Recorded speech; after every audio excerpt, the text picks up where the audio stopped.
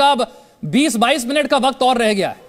Metro और बसों को पहले ही चला दिया गया था ताकि मतदान की ड्यूटी में जो लोग लगे हुए हैं, जो कर्मी हैं, वो समय से पहुंच पाए। हजारों की संख्या में जो है वो पुलिसकर्मी मौजूद हैं और साथ ही साथ मार्केट एसोसिएशन ने मार्केट को बंद रखा है ताकि आज शॉपिंग नहीं, आज वोटिंग पहले हो। अनुष्का, मैं आपके पास आऊं, उससे पहले आदित्य के पास चलते हैं, कुछ लोग वहां पर पहुंच रहे हैं। आदित्य,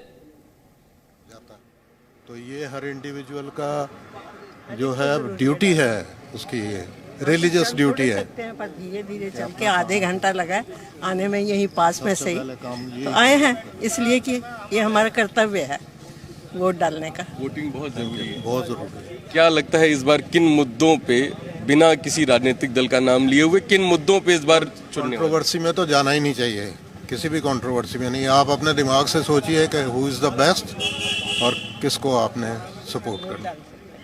कंट्रोवर्सी में नहीं जाना चाहिए, ना किसी को क्रिटिसाइज करना चाहिए। जो आएगा देखेंगे। जी विशाल, देख सकते हैं वोटर वाकई में साइलेंट है, किसी कंट्रोवर्सी में नहीं जाना चाहता है और कहीं ना कहीं दिमाग में ये तय कर रखा है कि वोट किसको देना है। और ये डिफेंस इनक्लेव जो है, यहाँ पर आप देख सकते हैं व्यवस्थाएं चाक चौबंद कर दी गई हैं। जो राज्य चुनाव आयोग की ओर से वॉलंटियर्स लगाए गए हैं, दिल्ली पुलिस के लोग हैं, वो लगातार इस चीज की निगरानी कर रहे हैं और जो सीनियर सिटीजन वोटर है वो लगातार यहाँ पर पहुंच रहा है। और अभी तक पहले, दूसरे और तीसरे जो वोटर यहाँ पहुंचे हैं वो सीनियर सिटीजन वोटर्स हैं।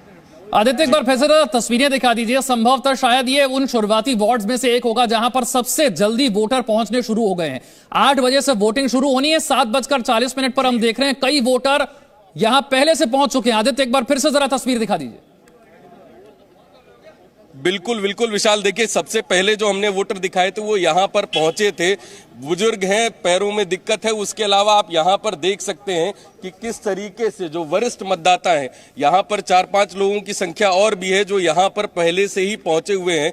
एक बार कहीं ना कहीं जो जिम्मेदारी है, मतदाता अपनी जिम्मेदारी समझ रहा है और यहाँ पर पहले से ही पुलिस भी लगातार इस चीज का ध्यान दे रही है कि मतदाता जो आ रहे हैं, जो वोट करने आ रहे हैं, उनको किसी प्रकार की कोई दिक्कत ना हो। और लगातार कैसे गाड़ियों की पार्किंग व्यवस्था होनी, कैसे सारी चीजें होनी। और यहाँ पर प्रवेश करते ही जो बूथ सेंटर है वहां पर भी विद्यालय की तरफ से जो पोलिंग बूथ सेंटर बनाया गया, वहां पर स्वागत करके और बहुत सारी ऐसी विशेष सुविधाएं हैं, चाहे पानी पीने वगैरह को लेकर व्यवस्था हो, जो यहाँ पे राज्य चुनाव आयोग की ओर से वॉलंटियर्स लगाए गए हैं, बाकायदा वो रास्ता बता रहे हैं। और कहीं ना कहीं यहाँ पर कनात लगा के व्यवस्था की गई है किस तरीके से आप यहाँ पर रुक सकते हैं। कुछ ही समय बाद यहाँ पर जो मतदाता हैं वो यहाँ पर पहुंचेंगे और यहाँ पर अभी तक लगातार मतदाता जो हैं, सीनियर सिटीजन सबसे ज्यादा, वो यहाँ पर पहुंचना शुरू हो गए हैं। जी विशाल। अनुष्का के पास चलते हैं। अनुष्का, अब करीब 19 मिनट का वक्त और हम देख रहे हैं कई वार्ड में वोटर जो है वो पहले ही पहुंच चुका है। वहां पर तैयारी किस तरह से और क्या लोग वहां पहुंचने शुरू हो रहे हैं? जी बिल्कुल विशाल, मैं आपको बताना चाहूंगी कि ठंड का मौसम है लेकिन एमसीडी के चुनाव को लेकर के माहौल जो है वो बेहद गर्मजोशी भरा है। मैं जहांगीरपुरी के पोलिंग बूथ के बाहर खड़ी हूं। मैं आपको एक बार तस्वीरों के जरिए दिखाना चाहूंगी। बाहर से भले ही यहाँ पर आपको सब कुछ खाली लग रहा होगा, लेकिन अंदर बहुत सारे लोग गए हैं। आश्चर्य की बात तो ये है कि युवाओं से ज्यादा जागरूक इस बार यहाँ के जो वृद्ध लोग हैं वो हैं। सबसे पहले जो यहाँ पर वोट कास्ट करने के लिए जो व्यक्ति आए थे वो काफी ज्यादा उम्र दराज थे। उनसे जो हमने बातचीत की तो उन्होंने हमें ये बताया कि आज वो सबसे पहले इसी वजह से उठे भी हैं इस ठंड के मौसम में, क्योंकि आज वोटिंग का दिन था। वो चाहते थे कि अपने मनचाहे प्रत्याशियों को वोटों से जिताएं। कहीं ना कहीं जनता अब इस बात को जानती है कि उनके वोट कितने ज्यादा कीमती हैं। आज वो दिन आ गया है जब जनता अपना जो फैसला है वो सामने रखेगी कि किस पार्टी को जिताना है, किस पार्टी को यहाँ पर सत्ता में लाना है। इसके अलावा यहाँ पर लगातार लोगों की आवाजाही है वो जारी है। यहाँ पर महिलाएं भी काफी ज्यादा भारी तादाद में आती हुई नजर आ रही हैं। कुछ ही मिनट में वोटिंग शुरू होनी है और यहाँ पर लोग जो है वो इस तरीके से लगातार कतारों में खड़े हो रहे हैं कि वो सबसे पहले वोट कास्ट करके यहाँ से निकल पाए। किसी न किसी तरीके से मतदाताओं को भी अब इस बात की जानकारी है। साइलेंट वोटर्स भले हैं लेकिन इतने जागरूक जरूर हैं कि उनको किस पार्टी से उम्मीदें हैं उसको समझ पाए और अपने हिसाब से वो वोट भी कास्ट कर पाए। जी विशाल। एक बार फिर से प्रमोद के पास चलते हैं। प्रमोद, देखा हमने कई वार्ड में लोग पहुंचने लगे हैं। तैयारियां बहुत अहम हैं क्योंकि आयोग के सामने सबसे बड़ी चुनौती यही थी कि ज्यादा से ज्यादा संख्या में वोटर्स जो हैं वो अपने घरों से बाहर आए और वोटिंग करें। खासतौर से तब जब 2 बड़े बदलाव हुए हैं। 3 निगम मिलकर एक हो गए एक बार फिर से और 272 की जगह हो गए हैं 250 वार्ड। इन बदलावों के साथ वोटरों के बीच कितनी जागरूकता और अब जब 15 मिनट रह गए हैं, किस तरह की तैयारी? देखिए विशाल, बिल्कुल हम कृष्णा नगर के जिस बूथ पे मौजूद हैं, यहाँ पर हमने तैयारी आपको दिखाई है। पूरी तरीके से तैयारी कर ली गई है, सुरक्षा के इंतजाम यहाँ पुख्ता करे गए हैं।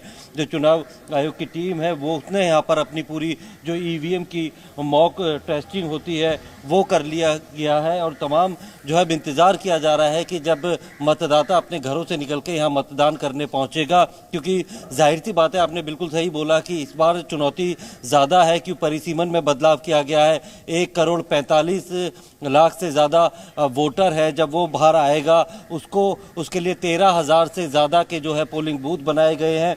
और सबसे बड़ी बात यह है कि जब दिल्ली में या किसी राज्य में जो एमसीडी के चुनाव होते हैं, निगम के चुनाव होते हैं, वो पुलिस के लिए और प्रशासन के लिए बड़ी चुनौती होती है, बजाय इसके कि लोकसभा और जो दिल्ली विधानसभा के चुनाव होते हैं, क्योंकि लोकल लेवल के ये चुनाव होते हैं, सब एक दूसरे को जानते हैं, इसीलिए तैयारी इस बार ज़्यादा की गई है। पुलिस कर्मियों की संख्या बढ़ाई गई है, क्योंकि कहीं ना कहीं ऐसा भी लगता है कि ऐसे नगर निगम के चुनाव में जो है वो थोड़ा हिंसा की संभावना जो है वो बढ़ जाती है, तो लिहाजा उसको देखते हुए पुलिस ने अलग से तैयारी की गई है। क्योंकि जिस तरीके से छोटे छोटे बूथ के लेवल से, गली के लेवल से जो लोग निकलेंगे और दोनों विपक्षी पार्टी होती है, उनके जो कार्यकर्ता है वो आमने सामने ना हो जाए, तो उसको देखते हुए पुलिस की तरफ से पूरी तैयारी कर ली गई है। और अब सिर्फ इंतज़ार है कि जब 8 बजेंगे तो लोग अपने घरों से निकलेंगे, और जैसे जैसे दिन चढ़ता जाएगा कहीं ना कहीं जो लोगों की जो संख्या है वो बढ़ती जाएगी, क्योंकि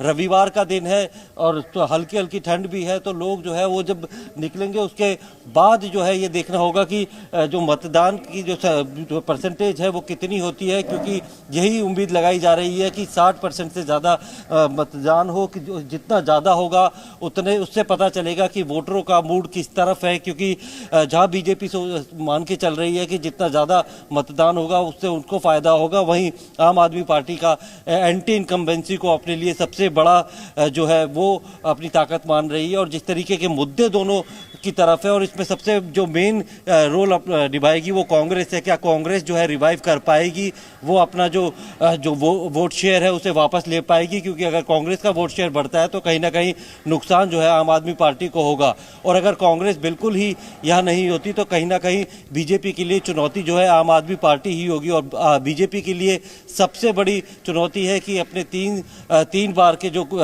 एमसीडी के कार्यकाल रहा है, यानी कि 15 साल से वो एमसीडी पे काबिज है, तो लोगों को कैसे भरोसा दिलाएगी कि वो अब चौथी बार भी उनकी उम्मीदों पे पूरी तरीके से खरा उतरेगी। क्योंकि लोगों की जो रोज़मर्रा की ज़िंदगी होती है, क्योंकि दिल्ली में एक सबसे बड़ी आबादी जो है वो अवैध कॉलोनी में रहती है, एक तरह से जो कहते हैं कि जिस तरीके से मतलब अवैध कॉलोनी है उस पर अभी उनको बिल्कुल लीगलाइज नहीं हुई, उस पर रहती है। वहाँ पे साफ़ सफाई, वहाँ पे नलियाँ, वहाँ की नालियाँ या फिर जो सड़कें होती है, और ये सारा जो है काम निगम का होता है। तो उस चीज़ को लेकर जो है साफ सफाई को लेकर अभी तक बीजेपी ने क्या किया है, तो बिल्कुल यही मुद्दे हैं जिन्हें लेकर एमसीडी का यह चुनाव लड़ा जा रहा है। लेकिन आदित्य के पास चलते हैं। आदित्य उस वार्ड में है, डिफेंस कॉलोनी में है, जहां पर सबसे जल्दी जो है वो मतदाता पहुंचने शुरू हो गए हैं। आदित्य, मैं चाहूंगा एक बार फिर से आप तस्वीरें दिखाइए। अब तो 13 से 14 मिनट ही रह गए।